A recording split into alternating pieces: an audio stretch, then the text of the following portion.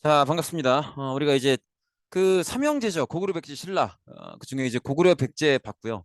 고구려는 전성기, 광개토대왕, 장수왕 이렇게 봤고, 백제는 전성기는 이미 지나갔고, 고구려한테서 한 대 맞고 나서 그 위기를 극복해 나가는 과정, 문주왕부터 시작해서 뭐 동성왕, 무령왕, 뭐 성왕에 이르기까지 그런 과정들을 본 것 같습니다. 이제 이번 시간에는 그 삼형제의 막둥이죠. 신라 한번 보도록 하겠습니다. 천천히 볼 텐데 일단 지증왕인데요. 지증왕은 사실은 지증왕은 요 세 글자만으로도 여러분들이 어떤 이 사람 업적 이건가라는 느낌이 오셔야 돼요. 왜냐면 드디어 마립간이 아니고 왕이라는 표현을 쓰고 있죠. 그래서 그거부터가 업적이에요. 그래서 드디어 이제 더 이상 마립간이라는 표현을 쓰지 않고 왕이라는 표현을 쓰고 있다라는 거 요거 기억해 주시고요. 그 다음에 나라 이름을 신라로 정한 것도 요때입니다.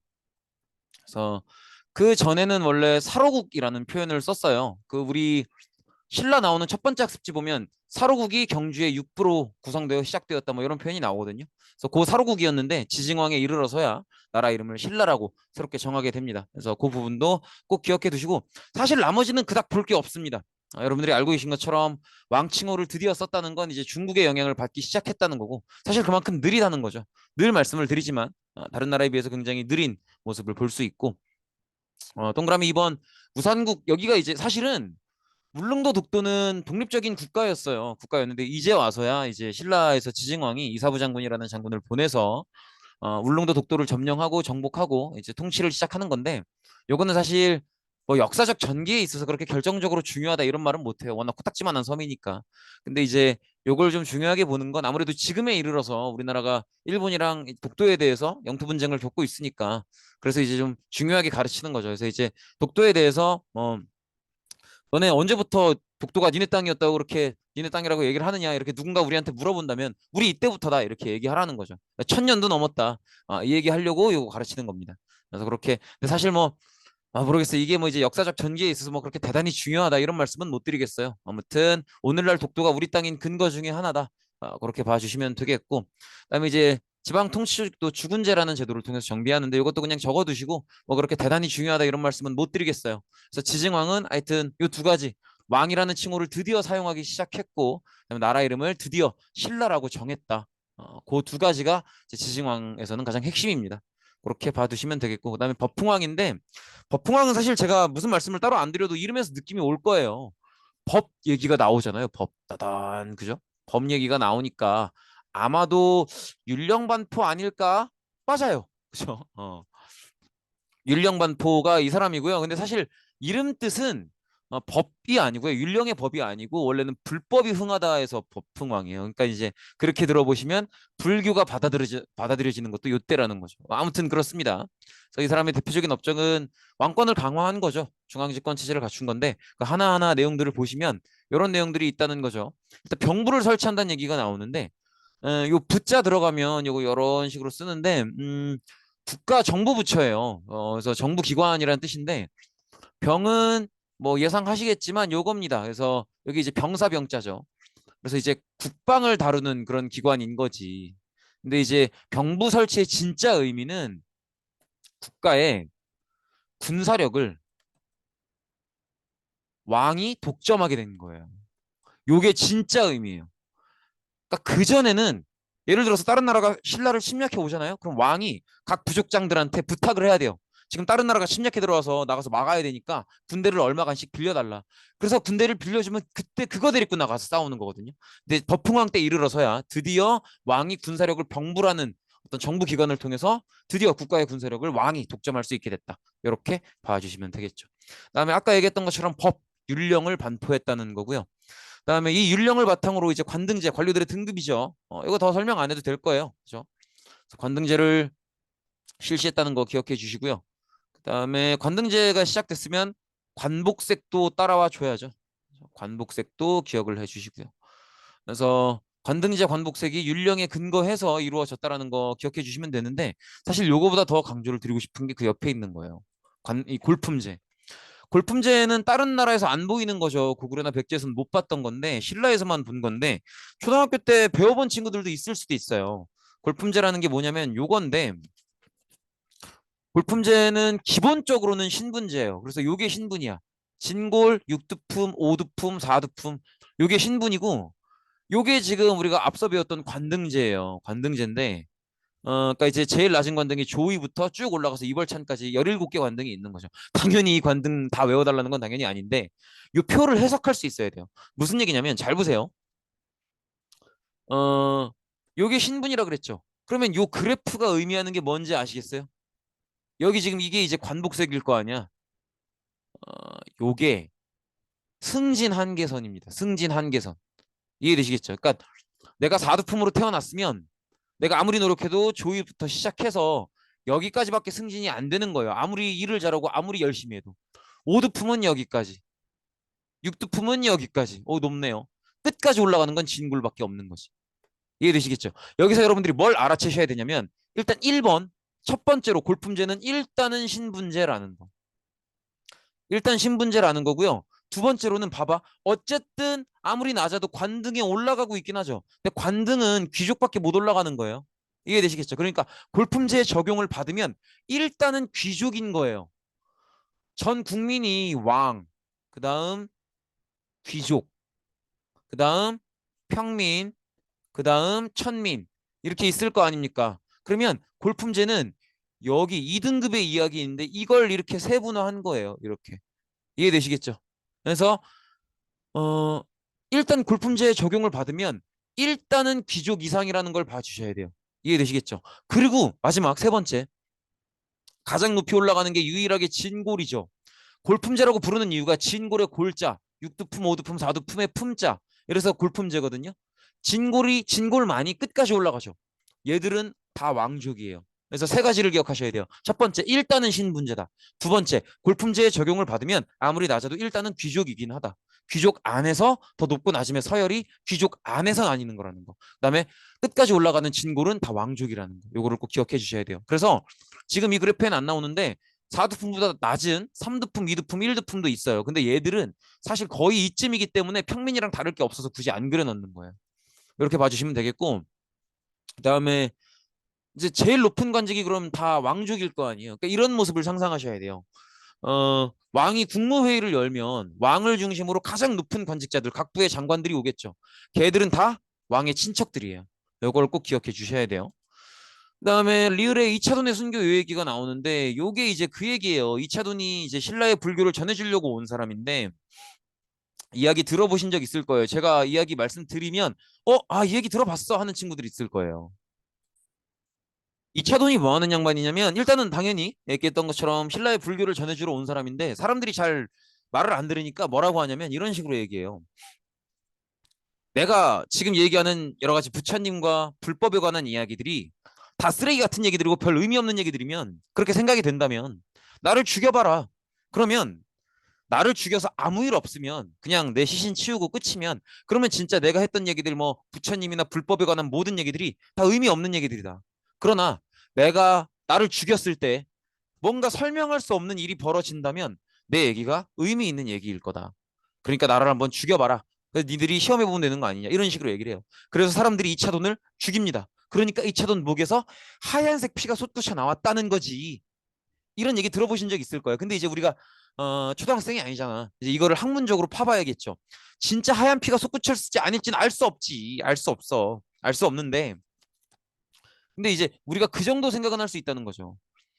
지금 고구려나 백제를 생각해 보면 고구려나 백제는 불교를 받아들이는 과정에서 이런 얘기가 없잖아요.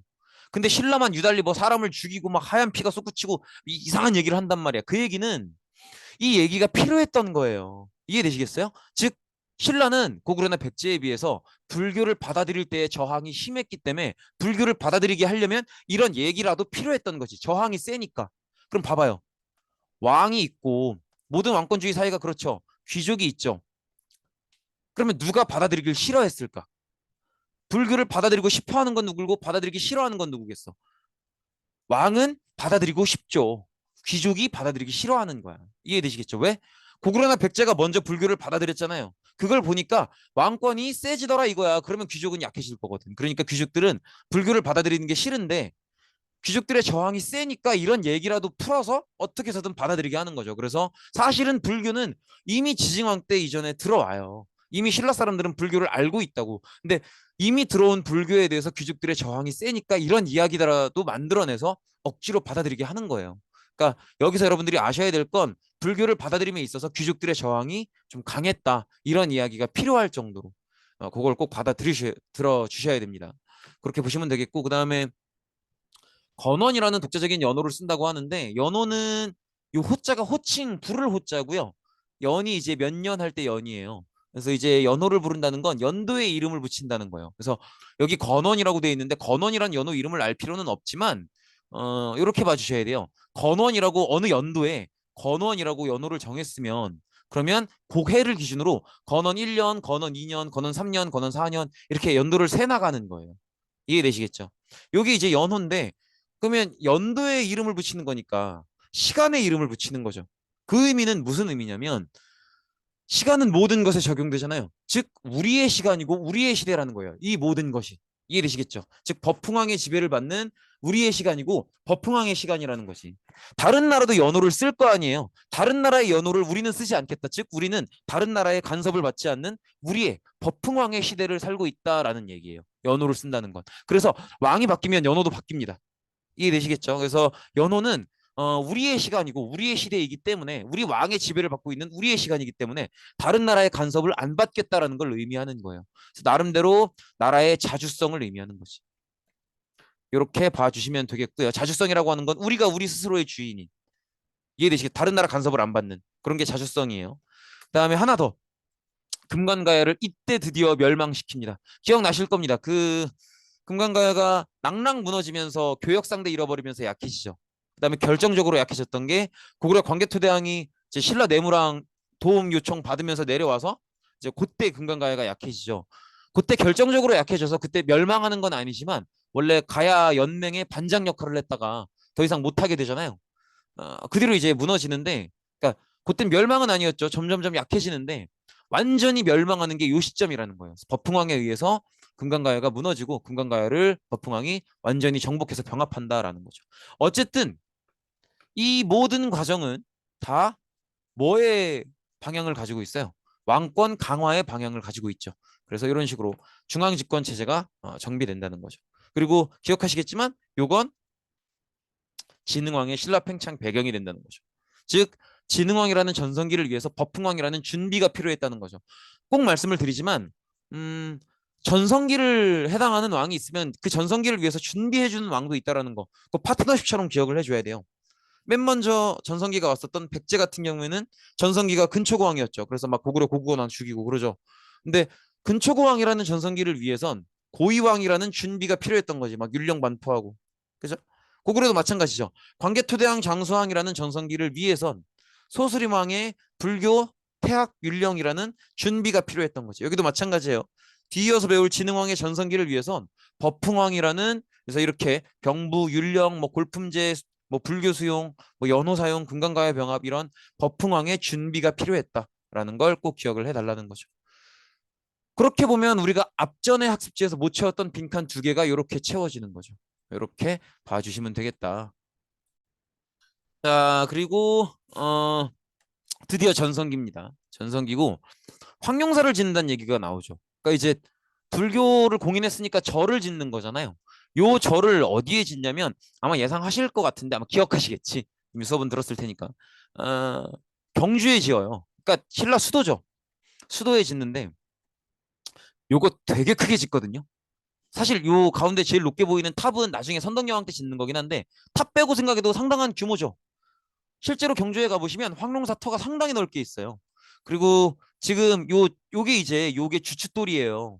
요게 주춧돌들인데 아마 요 살짝 튀어 올라와 있는 여기 위에 이제 부처님 불상을 이렇게 해놨겠죠. 그리고 요 주춧돌 위에 이제 기둥이 이런 식으로 올라가는 건데 보시면 주춧돌 배치를 보시면 요렇게 당연히 테두리에는 기둥들이 있어야 되니까 주춧돌이 있을 건데 이런 식으로 안쪽에도 돌이 이게 2열, 3열로 들어가 있는 게 보일 거예요. 요렇게. 그죠? 요 얘기는 무슨 얘기냐면 건물이 2층 이상으로 올라갔다는 얘기예요. 이해되시겠죠? 여기 보시면 이런 식으로. 그러니까 이 얘기를 제가 왜 말씀을 드리냐면 황룡사를 처음에 지을 때 처음부터 상당한 규모로 지었다는 거예요. 어마어마한 규모로. 이해되시겠죠? 그러니까 이거 왜 의도를 보셔야 돼요. 왜 이렇게까지 짓는지. 이거 무슨 의도냐면 앞전에 버풍왕 때 불교를 받아들이고 공인할 때 귀족들의 저항이 있었죠.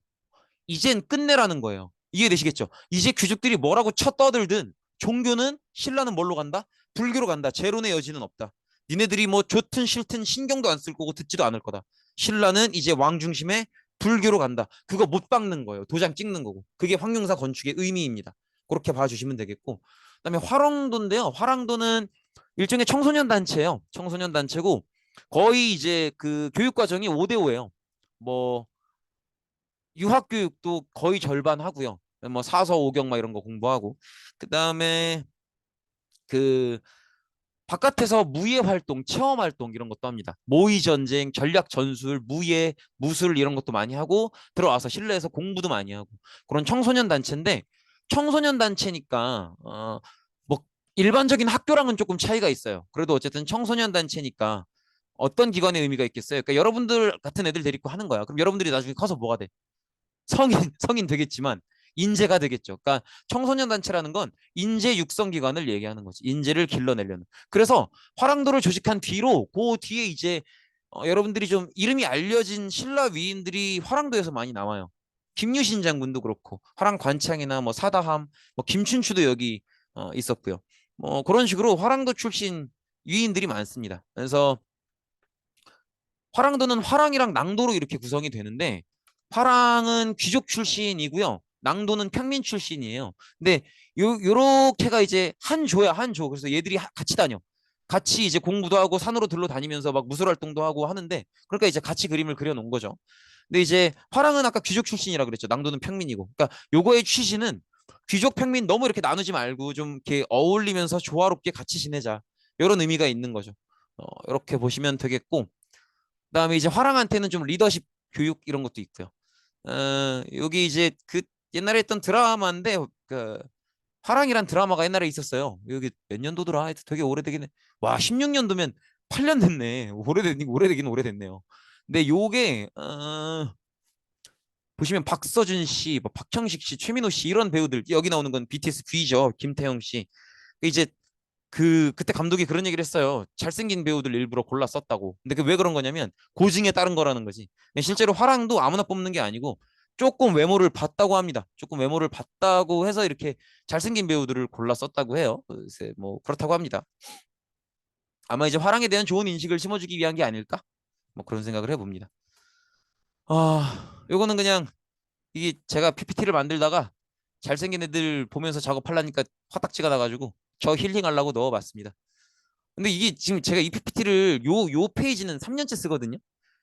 이제 이제 수업을 하면서 바꿀 때가 되지 않았나 이런 생각이 들어요. 옛날에는 아이유 좋아했어서 넣었는데 근데 이게 나도 나이를 먹었는지 연예인에 관심이 안 가. 그래서 지금은 사실은 아이유를 되게 좋아한다 이런 거보다는 그냥 뭐 이게 남자 보는 거보단 나으니까. 사실 이게 아이유에 대해서 뭔가 실망을 했다 이런 게 아니고 자꾸 관심이 떨어져요. 그 최근에 뭐 냈다는데 그것도 뭐 잘 모르겠고 하여튼 그래요. 모르겠네. 그다음에 이제 요거는 아시죠? 백제 누구와 함께? 백제는 요거 한강 유역을 점령하는 걸 자기들 복부의 거의 완성 단계로 봤죠. 성왕이죠, 성왕.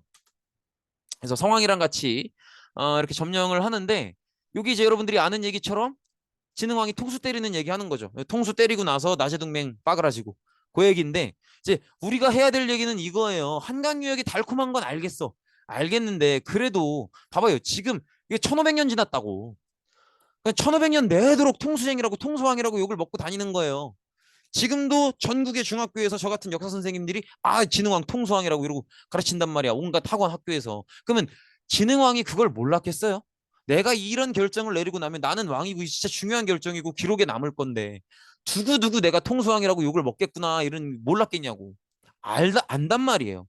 아는데 왜 이런 결정을 했느냐 이거죠. 이걸 어떻게 생각을 해보셔야 되냐면 진흥왕을 포함해서 신라 왕이라면 신라가 건국 시절부터 꾸준히 오랫동안 가장 답답하게 가지고 있었던 문제, 그 문제를 생각하셔야 돼요. 신라의 가장 전통적이고 가장 오래되고 가장 답답한 문제는 뭐예요?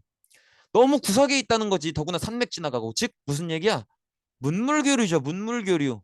선진 문물이 안 들어와요. 들어와도 늦게 들어오고. 왜? 구석쟁이에 있으니까. 이 문제를 돌파하고 싶은 게 진흥왕을 포함해서 그동안 모든 신라 왕들의 어떤 해결 과제예요. 근데 진흥왕이 드디어 기회가 온 거지.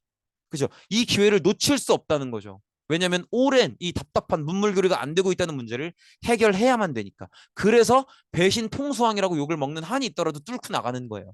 이해되시겠죠? 그래서 한강에 물론 많은 장점이 있어요. 농사 잘 되고 한반도의 중심이고 많이 있지만 진흥왕이 가장 노리는 건 문물 교류다 이거죠. 그렇기 때문에 진흥왕의 한강 점령 프로젝트의 완성은 이겁니다. 당항성. 당항성이 한강 하류에 설치한 뭐예요? 무역기관이에요. 무역기관. 이해되시겠죠? 무역기관이고 요걸 설치하는 게 진흥왕의 한강 점령 프로젝트의 궁극적 목적이고 신라 전통의 수건 사업이요. 몇백 년을 꿈꿔왔던. 그러니까 진흥왕은 몇백 년을 꿈꿔왔던 신라 수건 사업, 중국과 문물 교류를 해야만 된다. 직접 해야만 된다. 요 꿈이 있기 때문에 뭐 그 뒤에 내가 무슨 욕을 먹든 상관없는 거야. 들이박는 거예요. 이해되시겠죠? 그래서 당항성 요게 목표라는 거 꼭 기억을 해주시면 좋겠습니다. 그 다음에 어, 대가야는 이제 금관가야가 약해지고 나서 왜 광개토대왕한테 얻어맞고 약해져서 이제 가야 연맹의 반장 역할을 잃어버리죠. 그 뒤에 반장 역할을 했던 게 대가야인데 대가야를 이때 끝장냅니다. 금강가야 무너지고 딱 30년 만이었어요. 그러니까 금강가야는 버풍왕이, 30년 뒤에 대가야는 진흥왕이 무너뜨린다. 이렇게 보시면 되겠죠. 이거는 정복이에요. 완전히 정복.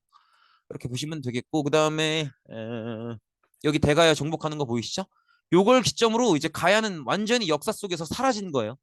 그렇게 보시면 되겠고, 그 다음에 요거 보시면 지금 이걸 왜 빗금을 쳤냐면 지금 정복한 데마다 비석을 세우고 다니죠. 비석 이름을 보면 어, 북한산, 황초령, 마운영, 진흥왕, 순수비 이렇게 돼 있죠.